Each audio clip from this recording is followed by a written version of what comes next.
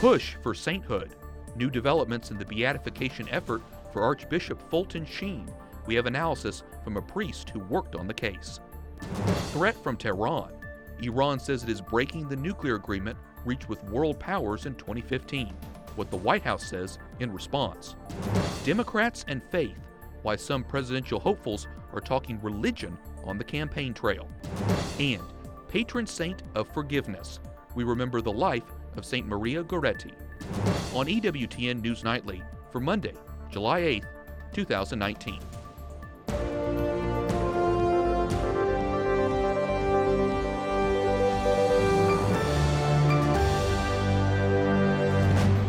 Good evening from Washington, D.C., and thank you for joining us for News from a Catholic Perspective. I'm Wyatt Goolsby, in for Lauren Ashburn. Archbishop Fulton Sheen moves closer to sainthood after Pope Francis approves a miracle attributed to his intercession.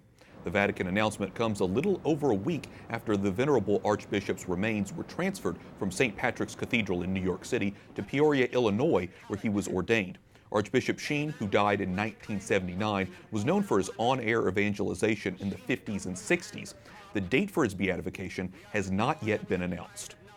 Joining me now is Msgr. Jason Gray, pastor of St. Thomas Parish in Peoria Heights in Illinois. In 2011, Msgr. Gray carried out the investigation of the miraculous healing of a newborn child through the intercession of Archbishop Fulton Sheen. Msgr., welcome to the broadcast. Thank you. Tell us about the miracle and the investigation. Sure. It's really a remarkable story about a child that was born without signs of life, and for 61 minutes did not show any signs of heartbeat or respiration until finally the pulse and breathing was recovered. And people sometimes say, you mean 61 seconds? And I said, no, it was 61 minutes. Wow. That this was a home birth that they anticipated would go completely normally. Everything indicated that things would be fine. But when the child emerged without those signs of life, they attempted to try to resuscitate the child at home and then in the ambulance and in the hospital. So a period of 61 minutes passed before he began breathing again and the heart began to beat again. And I'm guessing that they, throughout that time, was asking for the Archbishop's intercession. Yeah, they were praying to Fulton Sheen, and in fact the father of the child baptized his son, James Fulton, which was a sign of their devotion and their commitment to the Archbishop. Well, like I said, I can imagine there's a lot of work that goes into this process. The approval from Pope Francis allows preparations to begin for Archbishop Sheen's beatification. So what is the process of beatification like? Sure. There are really two main investigations that have to take place before beatification. One investigation into the life and the virtues of the servant of God. So all of his virtues had to be examined and make sure that he practiced them in a heroic manner. And then the second investigation is concurrent with that there needs to be a miracle, and that miracle had to be investigated to see if it was beyond scientific explanation and to prove that there was the intercession of the Archbishop invoked. And all indications are that this was a miracle. And not only that, but unanimous on the part of everyone involved. Wow, incredible. Archbishop Sheen, of course, as you know, giant in American Catholicism, Catholic media. We have him here on EWTN. What has the response been so far about the news? I think there's tremendous excitement, and it's not only because there's been anticipation that hopefully Fulton Sheen would be beatified, but now that the miracle's been approved, now we know it's a certainty. Mm-hmm. We're just waiting for the Pope to give us the date. So tremendous excitement knowing that it will take place. Okay, well, as you mentioned, we have one miracle now attributed to him. We need another in order to move him along in the canonization as a saint. What are the next steps here? Sure. After the beatification, we have to pray for another miracle. So it takes prayers. People have to ask for that miracle. And we'll see if Archbishop Sheen can come through in an even more spectacular way, because the first miracle that we just described, it's not an ordinary third-class miracle, as most of them are, but a first-class miracle is something truly extraordinary, like even raising the dead. And some experts even believe that this was actually a first-class miracle. So we'll see if Fulton Sheen can do something even greater for the second miracle that we need for canonization. Whether his intercession does or doesn't, it's still an incredible story and incredible just to be able to get to this through this process. Msgr. Jason Gray, pastor of St. Thomas Parish in Peoria Heights in Illinois, thanks so much for talking with us about it. Thanks for having me. President Donald Trump warns Iran, saying the country's leaders better be careful. Today, the country began enriching uranium beyond levels it agreed to in the Iran nuclear deal. That raises new concerns about Iran's ability to develop a nuclear weapon. White House correspondent Mark Irons reports. Good evening, Mark. Good evening, Wyatt. Iran denies any plan to develop a nuclear bomb, but it may have taken a step toward doing just that, meaning Iran is ignoring warnings from President Trump. They better be careful. President Trump fires a verbal warning shot at Iran.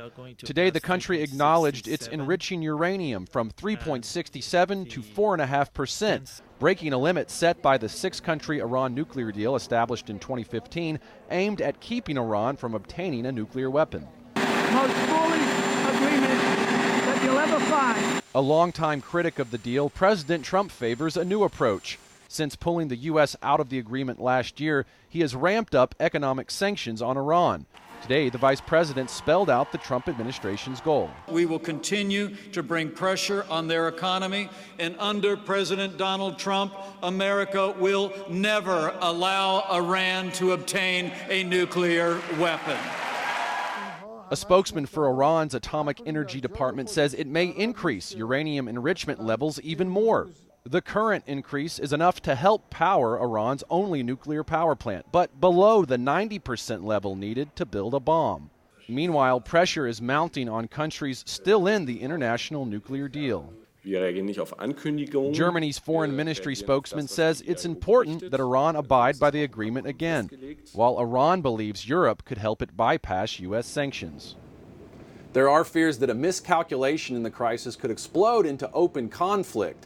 Iran's foreign minister says it's giving Europe a new 60-day deadline to resolve these issues. French President Emmanuel Macron is sending his chief diplomatic advisor to Tehran tomorrow. White House correspondent Mark Irons reporting. Thanks, Mark. The officer picked to lead the United States Navy instead is retiring. Admiral William Moran announced his decision yesterday. Top officials say he exhibited poor judgment regarding a professional relationship. His decision comes just weeks after Patrick Shanahan withdrew from consideration to be Defense Secretary. Shanahan served as the acting secretary for 6 months. Democrats on the campaign trail are appealing to people of faith. A report from the Associated Press says in last year's midterm, half of Catholics at the polls and 42% of Protestants voted for Democrats. Presidential candidates like Elizabeth Warren, Cory Booker, and Pete Buttigieg are making their case for religious Americans. Pete Buttigieg was baptized Catholic. Now an Episcopalian, he was married in a same-sex ceremony last year. Just because you're LGBTQ doesn't mean it's okay to discriminate against you. I think most people get that. I think most Christians get that. And it's time for us to move on toward a more inclusive and more humane vision of faith than what this vice president represents. Buttigieg often invokes his faith on the campaign trail and has tangled over values with the vice president. Then Indiana Governor Mike Pence supported the Religious Freedom Restoration Act. Buttigieg argued it was a way of permitting discrimination against people in same-sex relationships. I don't think religion belongs to one political party. Now Buttigieg is using the old quarrel to bolster his argument. The Democratic Party stands for faith. When I go to church, the scripture I hear has to do with protecting the poor and spending time with the prisoner, healing the sick and caring for the stranger, which to me is another word for immigrant. It has a very clear set of moral and policy implications, none of which are things I would associate with the right wing. I'm a pro-life Democrat. Author Michael Ware calls himself President Obama's ambassador to America's believers. He urges Democrats not to ignore pro-life voters as they push to earn support from America's faithful. Even if they defend Roe v. Wade, a significant percentages of not just the American people, but Democrats themselves consider themselves to be pro-life, want reasonable restrictions on abortion, certainly don't support federal funding for abortion. And these are things that Democratic candidates need to keep in mind. Democrats have used a number of key issues like immigration as opportunities to discuss religion. The Archdiocese of Detroit removes a prominent priest over a credible allegation of sexual abuse. Father Edward Perrone is facing a decades-old accusation of abusing an altar boy. He denies the claim. Officials made the announcement yesterday during masses at Assumption of the Blessed Virgin Mary Church in Detroit. The Archdiocese says Perrone cannot call himself a priest and he can't wear clerical attire while the Vatican reviews the allegations. And in France, a Catholic priest is defrocked for abusing Boy Scouts. Father Bernard Preynaud confessed to the misconduct, which occurred during the 70s and 80s. He has 1 month to appeal the defrocking, which is the maximum punishment allowed under church law. Father Preynaud also faces a court trial in France. Lawmakers in Australia propose a bill making it against the law to discriminate on the grounds of religious beliefs. The proposal also would establish a religious freedom commissioner. If it passes, supporters say it would protect faith groups who do not wish to host same-sex ceremonies. A Christian man and his daughter are detailing the crackdown on religion in China. 那总之我们就回到上帝要我们去服侍的地方。对。 Ren Ruiting says she studied theology and wanted to teach classes, but 7 months ago, the communist government shut down her early Rain Covenant church. She and her father were speaking out after fleeing to Taiwan from mainland China. She says her faith of her family will eventually make it to the place where God wants them to be. China's ruling Communist Party has carried out a widespread crackdown on churches in recent years. Pope Francis welcomed Russian President Vladimir Putin to the Vatican late last week.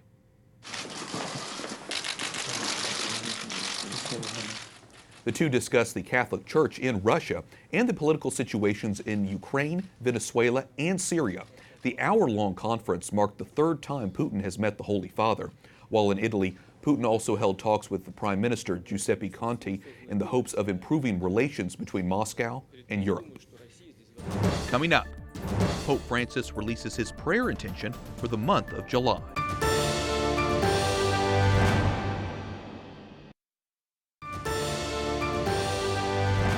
De los jueces dependen decisiones que influyen en los derechos y en los bienes de las personas. Pope Francis releases his prayer intention for the month of July, saying he is praying for judges and those who administer justice, that they may act impartially and independently, and follow the example of Jesus, who never negotiates when it comes to the truth. Welcome back. I'm Wyatt Goolsby, in for Lauren Ashburn. President Trump's job approval rating has reached its highest level since taking office. The most recent survey by the Washington Post and ABC News says 44% of Americans approve of the job the president is doing. It's 5 points higher than in April and surpasses his previous high of 42% in April 2017. Joining us now is Kaylee McGhee, commentary writer for the Washington Examiner. Kaylee, welcome into the broadcast. Thanks so much for having me. Why do you think the president's approval numbers are rising? So if you take a look at the poll, the vast majority of Americans approve of the way that Trump is handling the economy, and that's very telling. 51% of Americans, according to that poll, believe that Trump is doing a very good job with the economy, and that's strong. I mean, especially as an incumbent candidate, when you have high economic approval ratings, his chances in 2020 are looking pretty good right now. But I do think that it's telling that, 63% of Americans still do believe that Trump is acting in a way considered unpresidential. And I think that that's important to keep in mind. So even though the economy ratings are still very high, there is kind of a discontent among maybe moderate voters who would lean right on economic issues. Yeah, there's still a lot of divisive. So let me ask you this, or let me specify this. The poll was taken before the Salute to America celebration on July 4th. So what do you think of the rally, and what do you think it might, if any, have any impact on the ratings? The Salute to America is one thing that Trump did very well, and I think that voters responded to it in a very good way. I mean, I was at the event myself, and you couldn't help but walk away feeling a sense of pride in the nation and what we've accomplished over the past couple of decades. And I think that's good. It's good for voters to be reminded of those things and our accomplishments. And I think that they will carry that with them into the next couple of Democratic debates and even into the 2020 election. Speaking of the Democrats, do you think these numbers, the rising numbers, play any role in whether the Democrats will or will not push for impeachment? I'm not sure. I don't think that the Democrats really have an end game when it comes to impeachment. I think that a lot of it is just talk. A lot of it is kind of pandering to the more radical leftists who would like to see Trump impeached. But when it comes to congressional action, I think that there's very little room for Democrats to do anything. So I think that the kind of name in the game is to say that you want Trump impeached, but then not really to act on it. Because essentially in Congress, they don't have the numbers. Right. They know that it would die in the Senate, and they know that even in the House, they wouldn't be able to get a majority to pass it. Okay. Well, last month you wrote that the Democrats are in danger of making the same mistakes in 2020 that they did in 2016. What mistakes did they make, and what did you mean by that? I think I meant by that Democrats in 2016 were very clearly out of touch with the American people, and I think that they do run the risk of making that same mistake in 2020 if they continue to push their agendas farther left. So, for example, the vast majority of Democratic candidates have endorsed Medicare for all, but poll numbers show that more than 70% of Americans are satisfied with their private insurance plans, and Medicare for all would abolish those private insurance plans. So there's clearly an out-of-touch element here where, Democratic candidates also want to claim that middle-class Americans are suffering under Trump's economy, when, as we saw today in this poll, that 51% of Americans are quite satisfied with the economy and approve of Trump's job with it.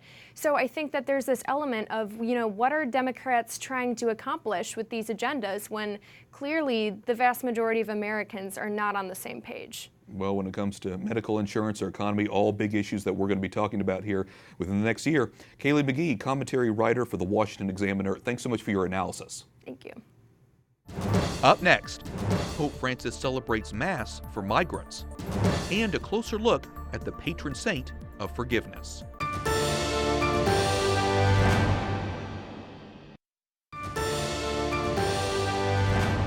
Che ha colpito un centro di detenzione di migranti in Libia. Pope Francis says he's praying for those affected by the deadly airstrike on a detention center for migrants in Libya. At his Sunday address to pilgrims at the Vatican, the Holy Father says such attacks should not be tolerated by the world community. Welcome back. I'm Wyatt Goolsby, in for Lauren Ashburn. The Holy Father also discussed the plight of migrants today when he celebrated a Mass for them at the Vatican. Padre di tutti gli uomini, per te nessuno è straniero, nessuno è. The service marked the 6th anniversary of his trip to an Italian island. That's the first entry point for thousands of refugees. The Holy Father says migrants are the symbol of those rejected by today's society, which has forgotten how to cry for those in trouble. He also met dozens of refugees invited to the Mass. A new survey is examining Americans' attitude on clergy and religious leaders and the influence they have on people's day-to-day lives. According to the study conducted by the Associated Press and the National Opinion Research Center at the University of Chicago, 55% of those surveyed say clergy members and religious leaders have a positive impact on society. When it comes to seeking counsel from religious leaders on important decisions, 49% of adults with a religious affiliation who regularly attend services say they do. For religious people who don't attend services as often, that number falls to 16%. Joining me now to take a closer look at the survey is Dr. Matthew Bunson, EWTN News Senior Contributor. Matthew, welcome back. Thank you. Good to be with you. What's your reaction first off to this poll? I know it's extensive. Well, it's 1,137 adults who were surveyed by AP and the University of Chicago. So it's a good cross-section. We have to point out that this is all religious groups, so it's not specifically focused on Catholics, telling us again that we need to have a clearer picture of where Catholics stand on a lot of this. But it does give us a couple of things. First, we know that it tracks very closely with what we've been looking at for a number of years, and that is the declining influence of religion in culture, especially American culture. We also know that there is a generational divide. We also know, as you noted, that the more you attend church, the more likely you are to hold religious leaders in higher regard than the rest of culture. That seems to be a real key issue here. A little more than half of Americans rated clergy as having a positive impact on society, but larger percentages of Americans rated teachers, medical doctors, scientists, and members of the military as having a positive impact on society. So fewer adults, as you say, are relying on advice from religious leaders for important decisions. So going back then to your earlier point, what does that say about the influence of religion? Yes. Well, fortunately, religious leaders, clergy, are still higher than lawyers in culture. Okay. But you look at teachers, you look at the military, they're in the 80s. So there's a sharp gulf now that has separating all of these groups from religious leaders. Partly, it's the decline of influence of religion in general in culture as a result of secularization. We can also attribute the declining trust in religious leaders, partly because of the clergy sexual abuse crisis. There's no way we can get around that. But there's also just the loss of religious belief on the part of individuals in America today. They're simply not turning to religious leaders for advice. That's key because they're now looking at religion as a kind of smorgasbord. You pick and choose where you want your information, to whom you're turning for advice, and more importantly, from a Catholic standpoint, how you're forming your consciences. So from a Catholic standpoint, this is a very alarming development. You mentioned the age gap. Older Americans report being more likely to welcome the influence of religious leaders, certainly compared to millennials. So what does this poll tell us, again, more about that difference between millennials and older? With each generation that is surveyed, you see a reduced influence of religion in the daily lives of individuals. This is the rise of the nuns, the NONESs that Bishop Robert Barron and others have been talking about for a while, those people who claim no religious affiliations at all. When you combine the generations with attendance of religious services, and that's across the board, what you see is a massive jump in respect and esteem that they hold religious leaders and the degree to which they hold religion important in their lives. So for us as a church, we need to be aware of that. Even more important, I would argue, than the generational gap is the attendance gap. It's the participation and ownership of your religion in your own life. It seems to be so critical. How much people participate seems to have such a big influence. What do you think the church needs to do to close the generation gap? Yeah, well, again, probably not a simple answer. It's not a simple answer, but in a way we can turn to two people. Bishop Robert Barron has talked about the fact that we need to be able to talk to young people, to this millennial generation, to the nuns, and bring them back with a winning story.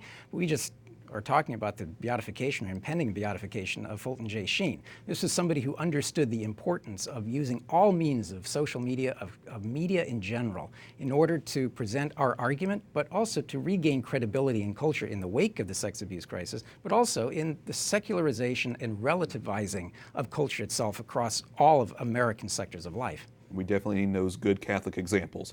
Dr. Matthew Bunson, EWTN News Senior Contributor, thanks so much. Good to be with you.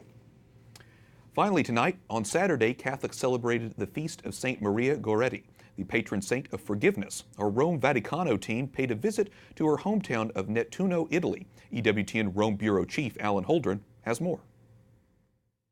Maria Goretti grew up in central Italy. Her family shared a home with the Serenelli family.